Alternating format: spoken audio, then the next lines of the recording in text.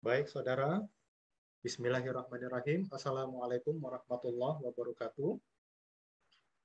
Doa saya semoga kita yang hadir pada kesempatan hari ini senantiasa mendapatkan rahmat dan juga Allah berikan keberkahan dalam hidup dan juga dalam menuntut ilmu. Amin ya rabbal alamin. Mari kita lanjutkan pembelajaran kita pada hari ini. Masih dalam tema pembelajaran global marketing atau sering juga disebut dengan nama topik atau tema itu adalah international marketing, ya. Nah, saudara sekalian, pada pertemuan sebelumnya kita sudah membahas tentang bauran pemasaran pada pasar internasional. Nah, untuk pembelajaran kali ini, mari kita lanjutkan. Nah, adapun topik yang akan kita bahas pada kesempatan kali ini adalah marketing communication in global market atau komunikasi marketing pada pasar global atau sering juga disebut kalau pada pembahasan-pembahasan pada topik lain sering juga disebut ini dengan nama topik itu adalah integrate marketing communication in international market, ya. Nah, sering disebut seperti itu. Oke, baik saudara. Untuk pembelajaran kita kali ini adalah pembelajaran bersifat online, ya. Nah, kita menggunakan channel YouTube untuk atau kita gunakan sebagai media pembelajaran kita. Nah, oleh karenanya saya mengajak kita semua yang ada di sini, mari sama-sama kita bangun channel ini semata-mata untuk kemajuan pendidikan dan keilmuan. Untuk itu, saya mengajak kita yang ada di sini yang berkesempatan untuk hadir menyaksikan tayangan video ini, ya, mari sama-sama kita infakkan, kita sedekahkan untuk tombol like-nya, jangan lupa untuk subscribe-nya, kemudian jangan lupa kita aktifkan tombol notification-nya, dan mari kita bangun dengan memberikan komen yang betul-betul positif dan membangun. Nah, saudara sekalian, satu hal yang mesti kita pahamkan di awal adalah marketing communication, ya. Apa itu marketing communication? Nah, jadi marketing communication atau komunikasi marketing itu adalah hal yang paling penting atau ini adalah aspek yang paling penting dalam proses marketing, ya. Tanpa adanya komunikasi yang baik, maka yang menjadi tujuan market ataupun misi daripada bisnis itu ya ini tidak akan tercapai dalam satu kerangka waktu tertentu gitu ya. Ini mustahil itu bisa dicapai dengan baik. Nah, kemudian komunikasi marketing global, nah ini adalah salah satu jenis komunikasi marketing atau bagian daripada proses marketing komunikasi di mana di dalamnya itu sudah melampaui yang namanya batas suatu negara. Ini sudah pernah kita bahas sebelumnya pada pembahasan yang sudah lewat begitu ya. Nah, saudara, dalam ilmu marketing tentunya kita pernah mendengar yang namanya jalur komunikasi. Nah, kali ini pun kita bahas jalur komunikasi pada pasar global atau international market begitu ya. Nah, pertama, mungkin saudara kalau pernah mempelajari yang namanya communication mix, ya, atau bauran komunikasi. Nah, ini pun masih tetap kita gunakan, di mana promosi itu masih kita gunakan. Tentu kita sudah sama-sama tahu yang namanya promosi itu yang menjadi beberapa elemen kegiatannya ada di dalamnya itu adalah advertising atau iklan. Ada sponsorship dan ada sales promotion. Kemudian ada juga yang namanya public relation atau hubungan ke masyarakat gitu ya. Ada personal selling atau penjualan langsung. Nah, di sini dapat menggunakan atau dapat mengoptimalkan channel mailing, correspondence, kemudian friendship dan relationship ya. Kemudian ada juga channel di dalamnya ini adalah exhibition. Nah, di dalamnya itu tentunya sering kita lihat di situ ada displaying ya atau menampilkan peragaan atau di situ ada atraksi ya. Atraksi yang dimaksud di sini adalah satu suatu demo ya, suatu unjuk, suatu peragaan, apakah itu penggunaan suatu produk, instrumen, atau suatu metode atau lain sebagainya, begitu ya. Nah, saudara, dalam advertising global atau global advertising, maksudnya di sini adalah iklan secara internasional atau secara global gitu ya. Nah, jadi di sini itu adalah proses penyampaian informasi dari semua model atau dari semua jenis yang kita gunakan gitu ya. Nah, baik itu diselenggarakan oleh perusahaan swasta ataupun non swasta di sini. Kemudian untuk yang namanya iklan global ataupun global advertisement ini, itu diharapkan ini menampilkan beberapa aspek yang mengkombinasikan nilai ataupun identitas lokal, atau sering kita sebut juga namanya kearifan lokal gitu ya, local wisdom, dan juga berbagai karakter di mana itu yang melekat menjadi suatu ciri khas suatu negara. Untuk apa? Untuk diperkenalkan kepada masyarakat global. Nah, itu harapannya seperti itu. Nah, kemudian saudara, seperti apa prosesnya? Nah, di sini saya perlu sampaikan. Nah, di sini ada beberapa hal yang perlu kita waspadai ya, source of mistake. Nah, jadi ada beberapa yang mesti kita hindari dalam hal iklan secara global ini. Nah, ini kaitannya dengan yang namanya proses komunikasi. Nah, pertama itu dari information source ya. Nah, siapa yang menjadi komunikator dalam hal ini? Tentunya di sini adalah para marketer, termasuklah kita di sini jika kita sebagai penyedia ataupun sebagai penyampai informasi ataupun komunikasi ini, gitu ya. Nah,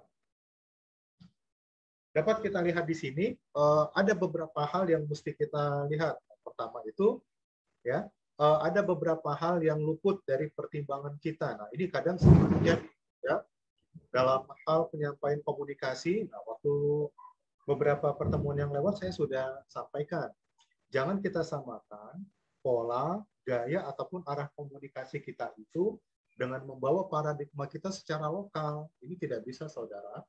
Ya, ini tidak bisa. Ya, karena apa? Di luar sana, ketika itu sudah melampaui ataupun melewati satu batas kepabeanan atau batas negara, nah di sana pun telah terjadi yang namanya perbedaan. Nah, ini yang mesti kita pahami, gitu ya. Nah, kemudian di sini sering terjadi pula komunikasi itu tidak dapat dilanjutkan, atau di sini terjadi jet lag communication ya. Oleh karena apa? Terjadinya overlap psikologikal. Ya. Nah, kita lihat, sekali lagi saya sampaikan begini, saudara. Dalam berkomunikasi secara internasional, tentunya karakter dan psikologikal masyarakat, baik itu secara lokal ataupun internasional ya. Nah, kita dengan masyarakat di luar sana, meskipun ada terjadi persilangan atau rumpun budaya yang semirip gitu ya. Nah, ada beberapa hal psikologikal yang tidak bisa kita persamakan. Nah, ini tolong kita hati-hati di dalamnya. Ya. Nah, kemudian di sini seringnya terjadi kesalahan persepsi. Kesalahan persepsi ini dari, kalau kita lihat ada dua pihak pemain pasar internasional, ada buyer dan ada seller gitu ya. Nah, ini yang kerap terjadi itu adalah tidak bertemunya persepsi antara buyer dan seller. Kalau mau kita terjemahkan ke dalam bahasa perdagangan internasional, antara eksportir dan importir ini pemahamannya ataupun penerjemahannya dari suatu komunikasi itu berbeda, saudara. Ya. Oke. Nah, sekali lagi ini adalah hal paradigma gitu ya. Jangan sekali-sekali kita berpikir bahwasanya kita itu menyediakan, men-serve, menyediakan jasa ataupun menyediakan produk itu, kitalah satu-satunya pemain di dalam satu negeri. Ini nggak bisa ya. Karena apa? Tanpa kita sadari, tanpa kita ketahui, mungkin itu masih di secara lokal, itu sudah banyak sekali yang namanya penyediaan produk ataupun jasa yang semirip dengan kita. itu di tingkat lokal. Nah, barangkali hal yang sama juga ini terjadi untuk di level internasional atau secara global. Misalkan kita memproduksi dan kita menawarkan produk aksesori, atau jangan aksesori, kita sebutlah garment misalkan, kita sebut namanya sepatu gitu kan. Nah, jangan sekali-sekali berpikir kita yang ada di Indonesia ya kitalah produsen sepatu satu-satunya di wilayah Indonesia atau di Asia. Oh, tidak bisa ya. Kemudian adanya proses encoding ya. Nah, ini yang menjadi beberapa hal yang mesti kita pahami juga dalam hal kesalahan dalam komunikasi internasional gitu ya. Nah, kemudian banyak yang terjadi itu lagi-lagi ini akibat kesalahan kita menempatkan paradigma. Kadang kita dalam menyampaikan dalam bentuk image atau kita visual gitu ya. Nah, ada beberapa color ataupun tone color yang kita sajikan ternyata itu menabrak daripada sensitivitas ataupun psychological overlap di komunikan atau si penerima pesan di negara tujuan gitu ya. Nah, kemudian masalah timing misalkan, nah, tentunya kita juga paham ya yang namanya belahan waktu dunia. Nah, misalkan pukul 7 di Indonesia. Nah, saat ini pukul berapa di Jepang? Nah, jangan kita persamakan persepsi waktu kita. Nah, misalkan kita yang ada di Indonesia masih pukul 7 pagi, kemudian pun kita memberikan salam pembuka dengan katakanlah yang menjadi korespondens kita itu ada di Inggris, ada di London. Dengan PD-nya kita katakan good morning gitu ya. Oh, tidak, di sana itu justru masih tengah malam. Di sana itu justru masih tengah malam gitu ya. Nah, ini kadang sering terjadi sehingga apa? Kadangkala ini masuk ke ranah sensitivitas sehingga terjadi ketersinggungan ataupun mispersepsi bagi si komunikan ataupun si pihak yang menerima pesan itu. Banyak hal misalkan gaya humor, ini sering sekali terjadi persilangan ya. Gaya humor kita yang ada di Asia Tenggara, terutama di Indonesia ini, mungkin akan berbeda dengan gaya humor dengan orang-orang yang berada di kawasan Amerika misalkan, dengan membawa atau mengusung budaya tersendiri misalkan. Ya. Nah, kemudian yang perlu kita ketahui juga dari marketing communication channel in global market gitu ya. Nah, tadi kalau kita lihat ada advertising di dalamnya, kemudian ada global event sponsorship. Oke. Nah, untuk global event sponsorship ini ada satu bentuk promosi ya atas suatu saya sebut di sini adalah suatu ciri khas atau trademark gitu ya.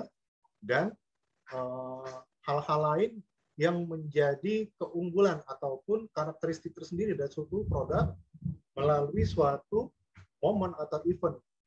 Boleh jadi itu melalui event sport, olahraga, entertainment, hiburan ataupun perfilman, atau pertunjukan budaya itu boleh juga ya, atau geopolitical event itu boleh juga. Gitu.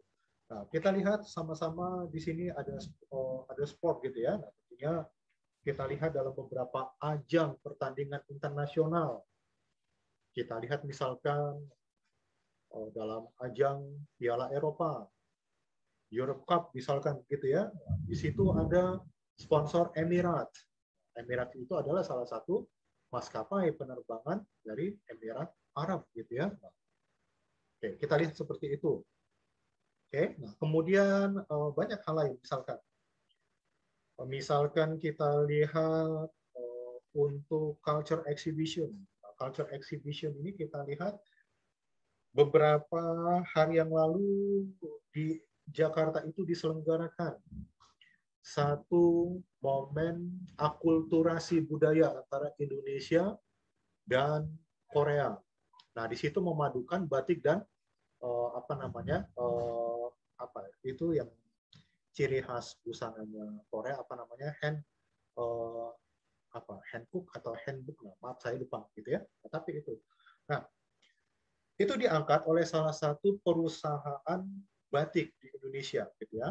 Nah, ketika dipadukan batik dengan ciri khas busana Korea, itu akan menjadi suatu suatu apa namanya, menjadi suatu ciri khas. Di dalamnya terdapat seni, di dalamnya terdapat corak, di dalamnya juga akan tersirat yang namanya beberapa pesan-pesan sosial yang memperkuat engagement antara kedua negara, Indonesia Korea, nah seperti itu ya. Kemudian geopolitik misalkan, kita lihat contohnya misalkan baru-baru ini diselenggarakan konferensi G20, negara-negara G20 di Italia gitu ya. Nah, kita lihat ketika presiden kita bertolak ke Italia, apa yang melekat dalam benak kita mendapatkan informasi itu? Presiden Jokowi bertolak ke Italia dengan menggunakan pesawat Republik Indonesia yang dicharter dari Garuda Indonesia. Nah, perhatikan, Garuda Indonesia. Artinya, nah inilah momen geopolitik ini dimanfaatkan oleh maskapai penerbangan Garuda Indonesia. Tujuannya apa? Ya, memperkenalkan maskapai penerbangan Indonesia ke masyarakat Italia.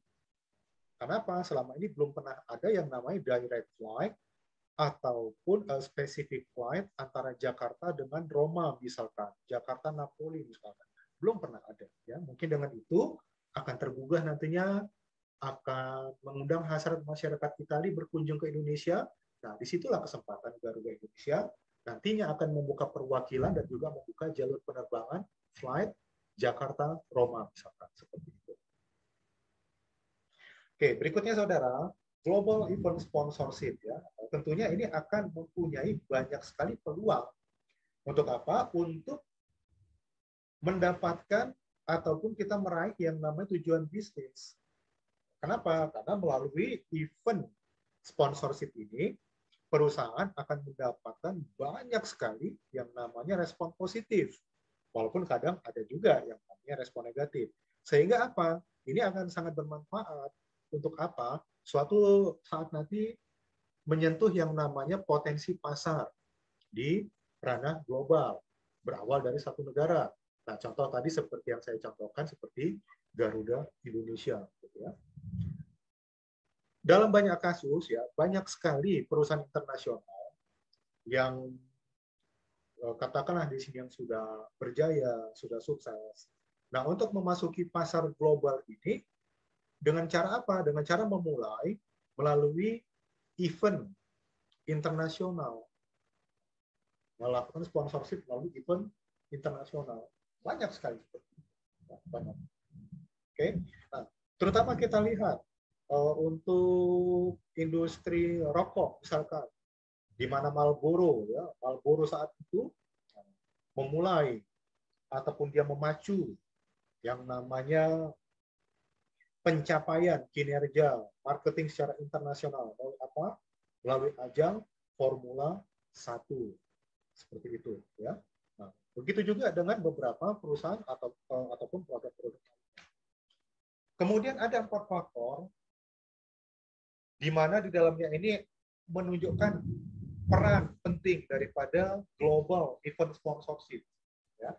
Pertama, global event sponsorship itu ini menjadi suatu ajang keterikatan antara merek dengan produk. Kemudian global event sponsorship ini juga ini menjadi penghubung.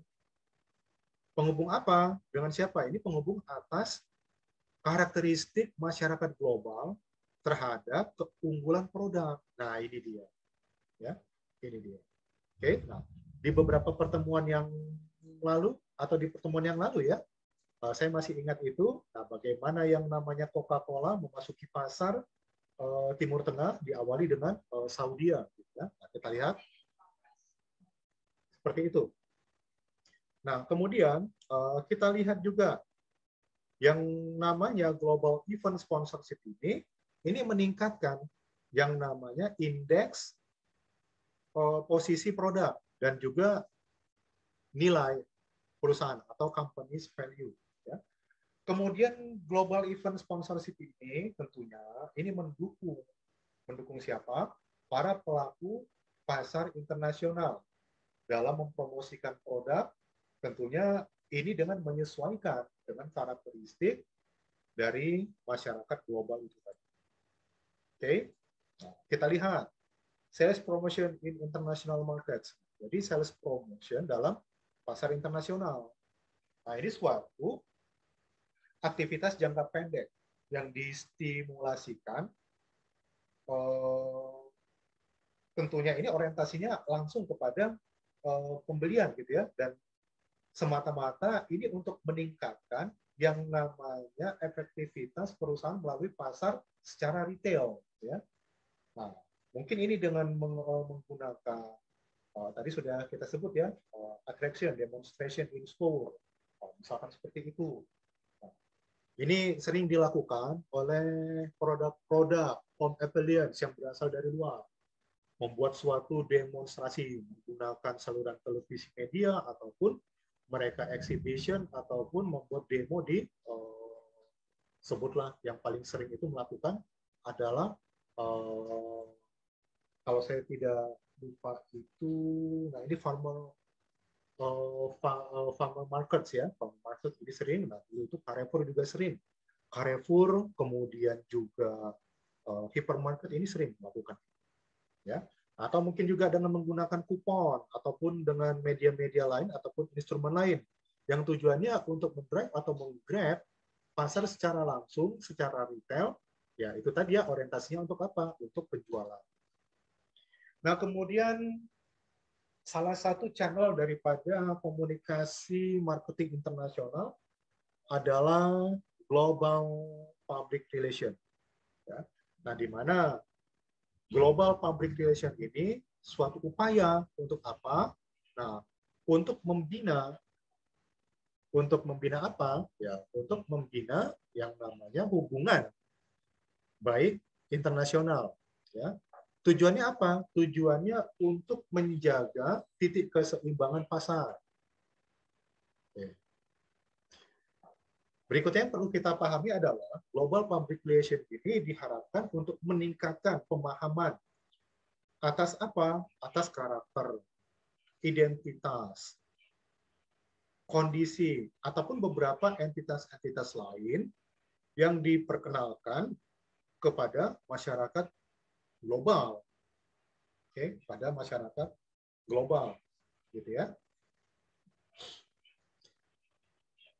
Saya ambil contoh begini. Kita tentu masih ingat ketika negeri ini dipimpin oleh Presiden Soeharto, ibu negaranya waktu itu kita sama-sama masih ingat, Ibu Tien Soeharto. Nah, saya ambil contohkan Ibu Tien Soeharto begini. Ketika Presiden Soeharto dan ibu negara ini memimpin dan juga membawa Indonesia dalam perkembangan ataupun kemandirian secara ekonomi pada saat itu, nah itu sudah terjadi yang namanya globalisasi atau bahasa lainnya adalah modernisasi dalam hal fashion. Nah, kita lihat jika Ibu Tien dibandingkan dengan ibu-ibu negara lain.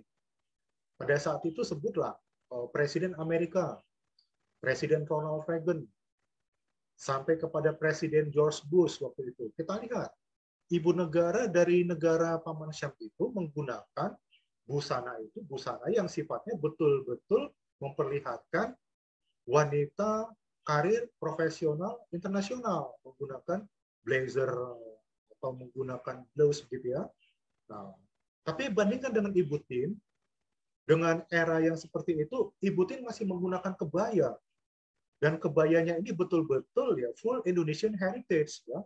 Artinya apa? Kebaya yang digunakan ketika beliau, Ibu Tien masih muda, sampai dengan Ibu Tien menjadi ibu negara, ya modelnya itu juga gitu. Nah, namun apa dampaknya kepada masyarakat dunia, kepada wanita-wanita internasional, ini menjadi sorotan. Dan pada saat itu, kebaya itu pernah menjadi tren di beberapa belahan dunia. Nah, begitu ya. Nah, kemudian kita lihat juga, masih ingat ketika ada pertemuan APEC di Bogor, negara-negara APEC berkumpul di Indonesia, di Istana Bogor tahun 94 saat itu, Presiden Soeharto memulai suatu yang namanya gebrakan baru melalui busana. Saat itu pertemuan diselenggarakan semuanya itu tanpa menggunakan jas, dasi sebagaimana. Tapi semua pemimpin dunia yang berkumpul saat itu menggunakan batik. Apa dampaknya? Batik itu menjadi buah bibir di seluruh sentro dunia dalam hal fashion, busana. Gitu ya. Nah, kemudian dalam global public relation, ya, di sini ada beberapa isu di dalamnya. Disinilah peranan dari personel PR yang ada di perusahaan dan juga media partner yang dibina oleh perusahaan. Ini keberadaannya menjadi satu hal yang mandatori. Artinya apa? Ini tidak bisa dipisahkan, melekat. Dan tentunya diharapkan untuk apa? Nah, personel PR yang ditunjuk dan media partner ditunjuk ini betul-betul merilis bahan publikasi yang benar-benar itu clear, dapat dipertanggungjawabkan, absah beritanya, dan juga itu jelas, ya, isi apakah di dalamnya ada momen, apakah di dalamnya ada siapa yang menjadi tokoh di dalamnya, jelas informasi, ya. Ini peranan daripada personal PR yang ditugaskan oleh perusahaan, ya. Dan tentunya personal yang ditunjuk ini diharapkan mampu untuk betul-betul responsif atas implikasi pemberitaan media dan juga beberapa kontroversi yang terjadi pada masyarakat dunia. Disinilah apakah yang peran PR itu diperankan oleh swasta atau pemerintah, nah, tapi yang jelas ini peran.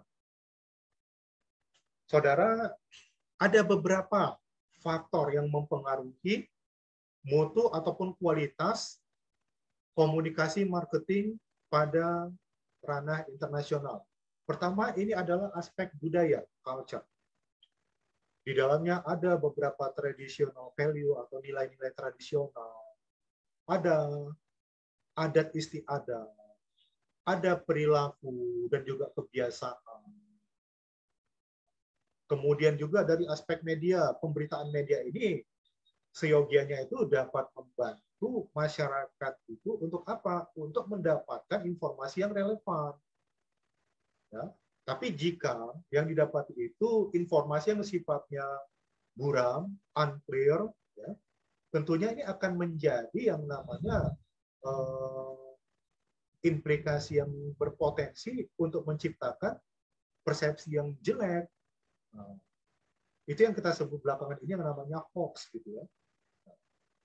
Kemudian geopolitik. Nah, geopolitik ini juga mempengaruhi yang namanya proses komunikasi marketing secara global. Oke. Kita lihat di era tahun 50 terjadi perang antara Amerika dengan Korea. Pada saat itu Jepang itu menjadi salah satu negara yang ada di Asia Timur, gitu ya. Nah, ketika terjadi komunikasi internasional antara Jepang dengan masyarakat dunia, apa yang terjadi saat itu? Pelaku usaha bisnis dari Jepang itu dihujani dengan pertanyaan. Selama perang Korea, Jepang ini mengikut Amerika atau membela Korea. Nah, ini sering terjadi pada masa itu, gitu ya. Kemudian kita lihat untuk geopolitik ini, kita lihat misalkan, nah sekarang ini kita lihat ya yang namanya pandemi secara global. Kita sama-sama tahu yang namanya COVID ini asal muasalnya itu dari Cina. Kemudian berkembang seiring dengan ditemukannya kasus-kasus temuan baru corona waktu itu, mulai dari Wuhan menyebar sampai ke Shanghai, sampai ke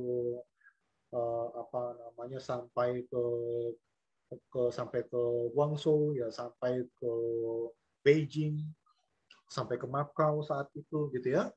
Nah, sampai ke ditemukanlah kasus Korea, kasus Taiwan, kasus Hong Kong, Vietnam. Sehingga pada akhirnya dari pandemi yang dinyatakan secara sektoral naik menjadi secara nasional oleh Cina, kemudian bergeser menjadi regional, Asia Tenggara dan Asia Timur. Nah, seperti itu.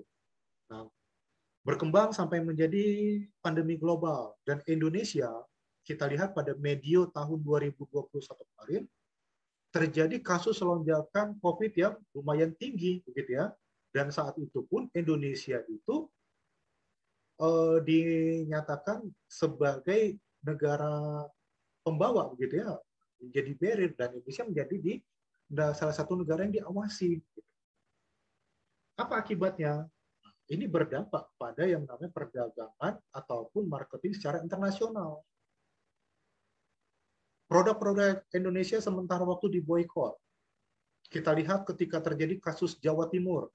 Kita ambil contoh misalkan untuk kasus produk itu rokok. Di dalam industri rokok itu kita lihat salah satu produsennya itu adalah grupnya Jarum. Jarum berada di Provinsi Jawa Timur. Kemudian juga gudang garam. Ketika terjadi lonjakan kasus corona, itu diduga pekerja-pekerja yang terinfeksi virus corona itu membawa virus itu ke dalam rokok yang diproduksi. Sehingga apa? Itu berpengaruh kepada pasar. Kemudian adanya regulasi, aturan-aturan, dan gaya pengelolaan pemerintahan. Ini pun menjadi faktor untuk mempengaruhi sukses atau tidaknya komunikasi marketing secara global. Kita lihat, bagi pelaku usaha, kita sebutlah di sini perusahaan, di sini perlu kita kaitkan beberapa hal yang mempengaruhi tadi, itulah kita sebut namanya isu ataupun hambatan secara eksternal, dikaitkan dengan isu ataupun hambatan secara internal. Bagi satu perusahaan, ini penting melakukan suatu adaptasi atau merumuskan suatu kebijakan adaptasi komunikasi terhadap pasar global. Secara internal kita lihat, yang namanya perusahaan pasti mempunyai suatu tujuan. Dalam memproduksi atau menciptakan suatu produk, tentunya ini diawali, nah tentu teman-teman semuanya, saudara semua tahu dengan satu pola yang kita sebut 3C dalam produk. Apa itu? Ada konsep, ada konteks, dan ada konsep. Kemudian kita tentu tahu ada yang namanya pemetaan berdasarkan SWOT analysis. Seperti apa? Mapping kita dari SWOT analysis ini seperti apa? Kemudian, ini akan membentuk product position kita ini terhadap pasar ini seperti apa. Ketika ini akan kita tawarkan ke pasar internasional, nah, secara eksternal itu ada beberapa faktor yang mempengaruhi. Ya, ini tadi, ada aspek budaya, media, geopolitik, regulasi, dan gaya pengelolaan pemerintahan. Disinilah perusahaan, manajemen perusahaan itu mengelaborasikan semua isu ataupun hambatan yang ada di sini, sehingga apa? Nantinya itu tercipta satu rumusan komunikasi yang itu dapat dipahami, yang itu dapat dicerna, dan diterima oleh siapa? Oleh masyarakat global. Kita perlu tahu juga, ada beberapa kategori produk yang ini dirumuskan dalam satu pokok permintaan atas kategori produk, gitu ya. Nah, pertama apa? Ada valuable commodities. Nah, maksudnya ini komoditi yang bernilai. Nah, komoditi bernilai ini boleh jadi kita himpun dari beberapa aspek atau dari beberapa bidang. Beberapa waktu lalu, rempah-rempah Indonesia ini menjadi primadona di pasar internasional. Kemudian juga hasil kehutanan, kita lihat waktu itu, rotan, ini menjadi satu komoditi yang primadona juga. Gitu ya. Ada lagi komoditi yang sifatnya suportif. Komoditi yang sifatnya supporting ini salah satunya boleh kita lihat seperti garment atau fashion atau furniture ya, perabotan seperti itu atau lain sebagainya, ataupun turunan daripada komoditi yang berharga dan itu nanti dijadikan sebagai bahan baku lanjutan pada proses produksi di satu tempat, di satu wilayah. Kemudian ada lagi yang namanya food and drugs ya, makanan dan obat-obatan yang tujuannya itu untuk dikonsumsi. Termasuklah di sini obat-obatan di sini ya memang betul-betul medisin ataupun obat tradisional, termasuklah ini jamu atau sejenisnya. Kemudian hasil dari laut dan kelautan. Nah, ini dia. Ikan, kemudian hasil olahan ikan, kemudian hasil olahan kelautan, ada mutiara di dalamnya, ada lagi banyak macam-macam seperti itu ya. Kemudian hasil dari kategori pertambangan, logam mulia, tembaga, mineral, nah, seperti itu. Ya. Kemudian ada lagi hasil teknologi dan produk elektronik. Kemudian ada lagi produk-produk ataupun hasil daripada sistem dan komputerisasi. Termasuklah di sini yang namanya rancang bangun ataupun assembling suatu teknologi komputerisasi di dalamnya gitu ya. Nah, ini pernah membanjiri produk rakitan komputer Batam, kemudian juga rakitan pesawat telepon dari Batam, ini pernah ya. Kemudian ada juga peralatan dan mesineri. Nah, ini instrumen-instrumen kerja, peralatan, dan juga permesinan. Ini yang menjadi produk-produk yang menjadi termasuk permintaan pokok ya di pasar internasional. Kemudian ada juga armament technology and military supplies. Nah, maksudnya di sini adalah teknologi persenjataan dan juga beberapa persediaan yang digunakan untuk kemiliteran gitu ya. Kita patut bangga beberapa armament teknologi kita dan juga military supplies ini sudah mulai dikenal dunia. Contohnya kita lihat ada pesawat udara yang diproduksi oleh PT Dirgantara gitu ya. Kemudian hari ini pun Indonesia sudah memproduksi yang namanya tank untuk kelas menengah ya, dan ini pun sudah dipasarkan secara internasional ya. Kemudian, nah, ini luar biasa, satu karya anak bangsa. Kita mampu memproduksi yang namanya tank mengapung atau tank boot gitu ya, dan ini sudah mulai dipesan oleh beberapa negara, luar biasa. Dan juga kita mengekspor ransum militer dan juga bahan seragam kemiliteran ke beberapa negara. Nah, selain itu ada juga jasa dan juga konsep usaha atau yang menjadi konsep solusi ya. Hari ini kalau kita lihat banyak beberapa negara itu yang di negerinya itu membuat usaha berbasis kuliner, tapi lucunya kulinernya ini kuliner dari Indonesia. Nah, beberapa waktu lalu ya, pertemuan sebelumnya barangkali itu sudah kita lihat. Ternyata hari ini kalau kita mengenal yang namanya warung Padang, warung Minang, itu ternyata diminati di Belanda. Kemudian beberapa kuliner-kuliner asli Indonesia lainnya, ya nggak mesti dari Minang begitu ya, hari ini pun menjadi trendsetter. Bahkan hari ini menjadi isu hangat untuk tujuan wisata di negara Turki. Nah, seperti itu. Oke. Kemudian juga baru-baru ini kita lihat beberapa diaspora Indonesia di Jepang membuat restoran halal. Dan ajibnya ini masyarakat Jepang sangat gandrung dengan kuliner seperti itu. Ya. Berikutnya, apa yang perlu kita persiapkan? Langkah-langkah apa yang perlu kita persiapkan dalam membangun komunikasi pemasaran atau marketing communication untuk di ranah global. Pertama, ini akan diawali dengan yang namanya informasi ataupun beberapa input yang kita terima. Nah, di sini perlu kita pahami betul-betul informasi yang mengalir dan langsung kepada pokok dan sumbernya, betul-betul kita dapatkan informasi ini secara valid begitu ya. Ada satu hal yang menarik misalkan.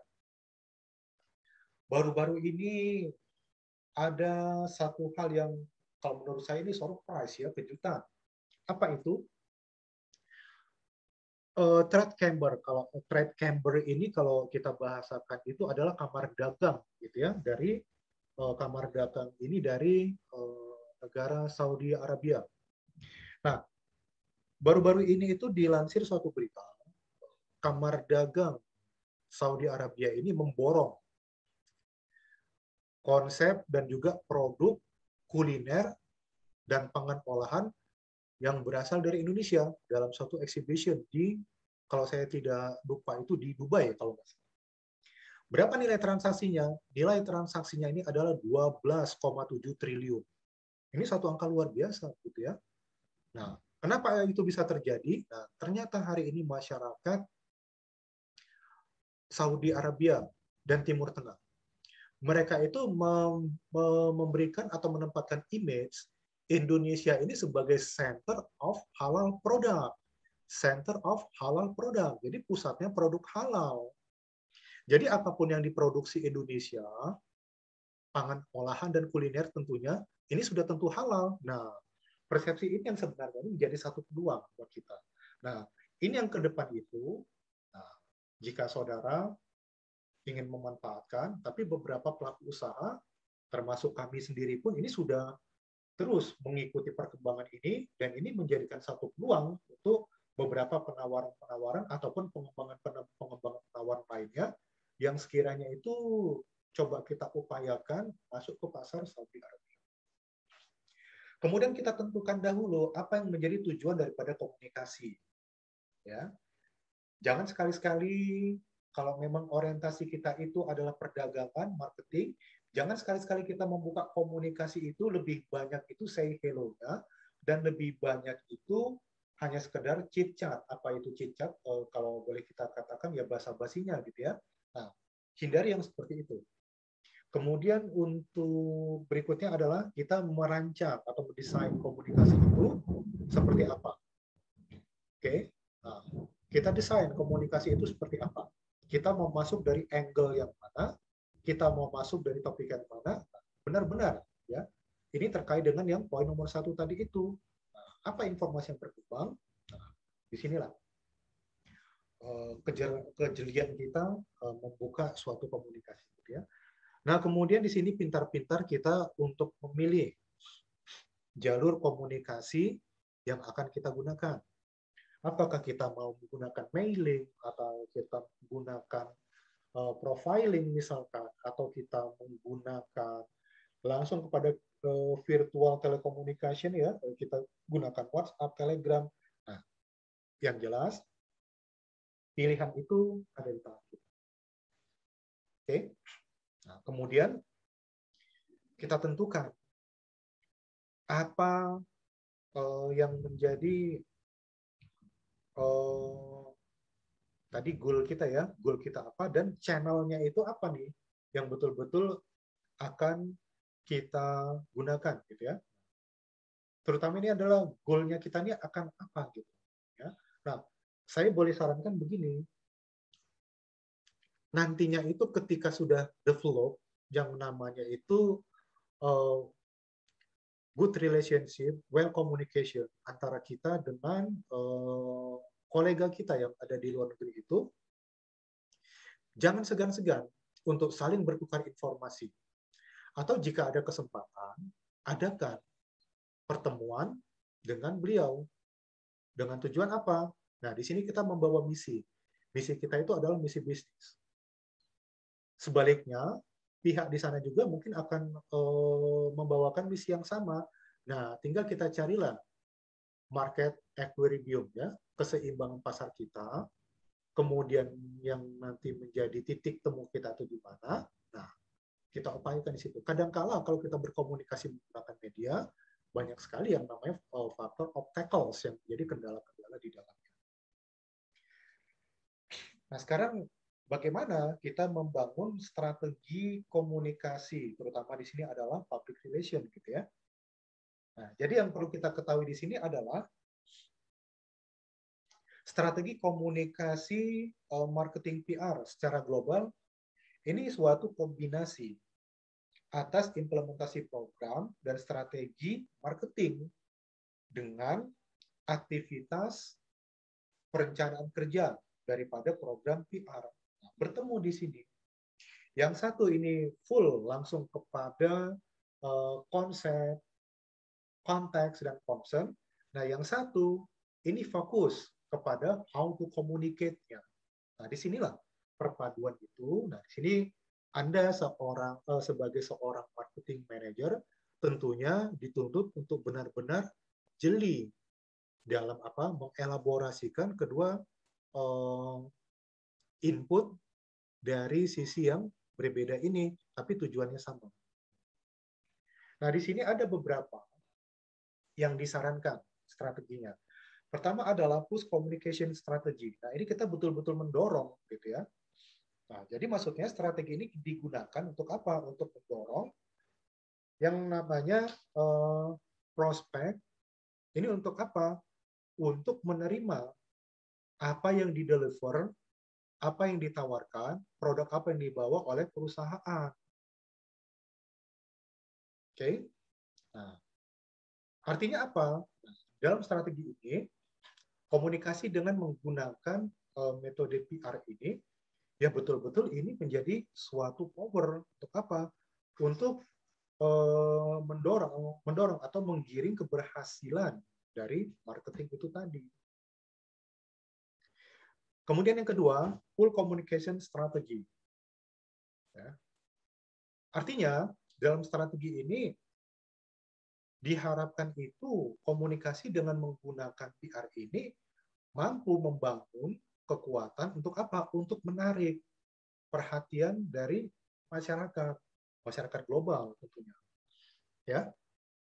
Nah, kemudian strategi ini juga ya itu tadi ya untuk menarik perhatian daripada publik. Dalam hal ini publik itu adalah masyarakat internasional sehingga apa? Nah, ini secara berkesinambungan ya, terjadi engage dulu antara company dengan publik sehingga apa? Dengan berikutnya ini akan lebih memudahkan bagi perusahaan untuk apa? Untuk mendeliver apa produk dan jasa yang ditawarkan. Oke. Harapannya tentunya gini, jika strategi ini berhasil, berjalan dengan efektif, ya maka tentunya berbanding lurus akan banyak customer, konsumen itu yang nantinya itu akan melakukan transaksi pembelian berulang gitu ya. Nah, harapannya sih demikian gitu. Ya. Nah, berikutnya ini adalah PES strategi. Ya, ini kita melintas, melewati. Nah, maksudnya apa? Strategi ini digunakan untuk mempengaruhi. Nah, ini maksudnya di sini ada third person ini adalah gatekeeper. Kadangkala ketika kita membangun komunikasi dengan satu pihak, ada pihak ataupun orang ataupun siapa yang ditunjuk itu sebagai gatekeeper. Nah, mungkin kalau kita terjemahkan secara lokal, ini boleh kita katakan itu semacam birokrasi. Seperti itu barangkali ya. Nah, tapi dalam untuk pasar internasional, ini kadang pun sering terjadi. Ya. Nah, disinilah peranan daripada PR strategi yang kita bawa untuk komunikasi marketing ini. Untuk apa? Untuk melintas ataupun melewati yang menjadi gatekeeper ini. Oke. Nah, kita lihat. Misalkan, saya ambil contoh begini. Oke. Satu negara. Kita sebut misalkan negara itu adalah Rusia. Dulu, kita ambil contoh pada masa era pemerintahan Presiden Soekarno. Dulu, para pelaku bisnis dari tanah air susah sekali untuk berinteraksi dengan para pelaku bisnis yang ada di negara Rusia. Kita tahu, masyarakat Rusia itu membutuhkan banyak produk, banyak jenis-jenis produk yang sekiranya itu tersedia di negeri ini, tapi kurang di negara sana. Tapi karena waktu itu pemerintah, nah lagi-lagi di sini ada regulation and government management style ya, ada aturan-aturan dan juga gaya pengelolaan pemerintah yang sekiranya ini membentuk terjadi gatekeeper ini. Lalu apa? Nah, bermain PR di sini. Nah, pada waktu itu Presiden Soekarno tanpa disengaja memainkan peran daripada PR ini. Ketika berkunjungnya Presiden Soekarno ke Rusia pada saat itu, disitulah masyarakat Rusia terbuka matanya. Indonesia ini negara seperti apa. Dan di sana pun juga, nah ini mengendurkan yang namanya gatekeeper ini. Apa dampaknya setelah kunjungan Presiden Soekarno ke negeri itu? Dan setelah ada lawatan-lawatan dan ada beberapa statement-statement dari pemerintah, dalam hal ini adalah Presiden Soekarno, ini menggaranti kepada siapa? Kepada pihak-pihak pelaku pasar yang ada di Rusia untuk jangan sungkan berinteraksi dengan para pelaku pasar yang ada di Indonesia. Nah, apa dampaknya? Nah, setelah lawatan itu, kunjungan itu, nah mulai terjadi interaksi yang intens antara pelaku pasar di tanah air dengan pelaku pasar yang ada di Rusia saat itu. Ya, sehingga apa? Ya, memang ini berdampak, ya apapun itu pasti akan ada dampaknya. Kalau kita lihat contoh dari Rusia pada waktu itu, pada akhirnya ini akan membentuk suatu geopolitik Asia yang baru, gitu ya. Oke. Ada beberapa kesalahan-kesalahan. Ini terutama apakah itu resource-nya itu dari komunikator ataupun dari komunikan, gitu ya. Banyak sekali penyampaian-penyampaian pesan itu yang menurut si komunikan atau si penerima pesan atau si penerima informasi itu tidak tepat, tidak sesuai kaidah gitu ya. Dan lucunya bagi si komunikator ini tidak mau memahami ataupun mempelajari atau mengeksplorasi itu gitu ya. Nah, kemudian di sini sering terjadi dalam hal komunikasi itu apa nih? Meaningless ya, kesalahan penafsiran dalam penyampaian pesan ataupun informasi ataupun berita yang disampaikan oleh komunikator kepada komunikan ataupun ketika komunikan itu memberikan respon kepada komunikator. Oke. Nah, kemudian ini akibat kesalahan atau lemahnya kita memilih sarana media ini pun berpotensi menjadi suatu kesalahan gitu ya. Nah, kemudian ini sering terjadi juga nih tidak akuratnya basis informasi. Sehingga apa? Ini membentuk pesan yang dalam penerimaannya itu menjadi satu persepsi yang berbeda. Kemudian ditambah lagi dengan yang namanya istilahnya adalah legal constraint ya. Nah, maksudnya di sini adalah beberapa aturan-aturan yang sekiranya itu kalaupun itu tidak diterapkan, ini tidak membawa dampak apa-apa, tapi itu diterapkan gitu ya. Nah, kita lihat yang namanya bentuk periklanan, ya, itu terjadi pembatasan. Oke, kalaupun ada suatu produk dari satu negara masuk ke negara lain, silakan, tapi itu mesti dibuat dalam versi lokal, nah, seperti itu. Nah, kemudian adanya beberapa produk-produk ini, nah lagi-lagi di sini terjadi namanya lartas, larangan dan perbatasan. Nah, untuk mengenai lartas ini, insya Allah nanti pada pertemuan-pertemuan berikutnya akan kita bahas ya pada sesi berikutnya. Oke, nah ini pernah terjadi berikutnya, adanya kontrol ataupun pengawasan ketat dari Komisi Penyiaran Indonesia dan Pertelevisian Indonesia atas apa? Penayangan iklan, terutama yang memperkenalkan atau itu yang mengadvertise produk-produk yang berasal dari luar negeri. Oke. Nah, kemudian pembatasan akses kepada media broadcast. Dan juga ada beberapa keterbatasan lainnya.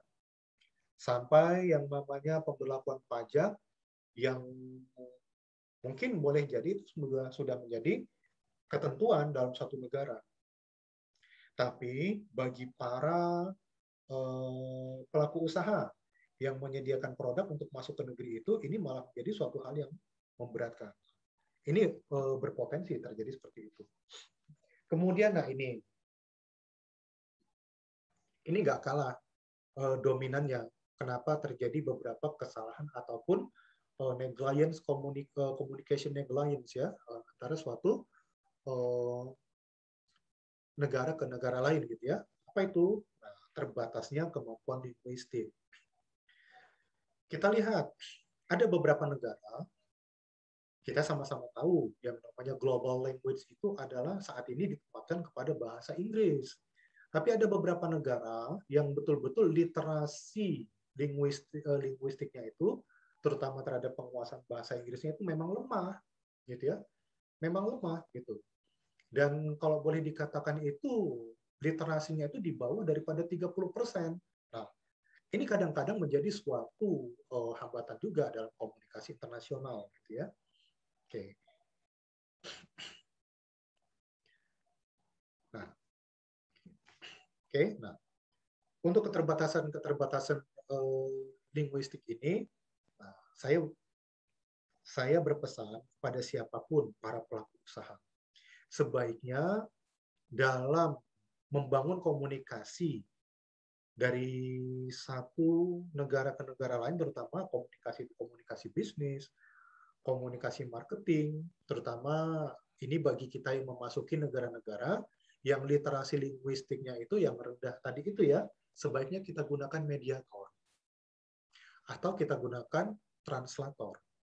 Baik itu kita membangun komunikasi bertemu, meet up secara langsung ataupun dengan menggunakan media. Nah, ya. Untuk apa? Yaitu tadi agar yang namanya pemahaman, penyerapan, kemudian pembentukan persepsi atas komunikasi yang terjadi itu tidak terjadi hambatan-hambatan seperti itu tadi. Oke, baik saudara, dari uraian di atas, ya, nanti lebih lanjut kita akan berpindah kepada platform kita yang berikutnya. Namun di sini perlu saya sampaikan ada satu tugas sebagai bahan latihan kita, ya. Nah, apa itu? Nah, di sini dalam satu kasus kita tempatkan seolah-olah Anda itu seorang manajer marketing. Ya. Dalam hal ini Anda mendapatkan suatu korespondensi ya melalui email dari seorang kolega Anda yang ada di Nagoya. Nagoya ini apa? Jepang. Intinya dari pesan itu adalah adanya kebutuhan atas rempah-rempah. Ya. Ini untuk kategori lada hitam.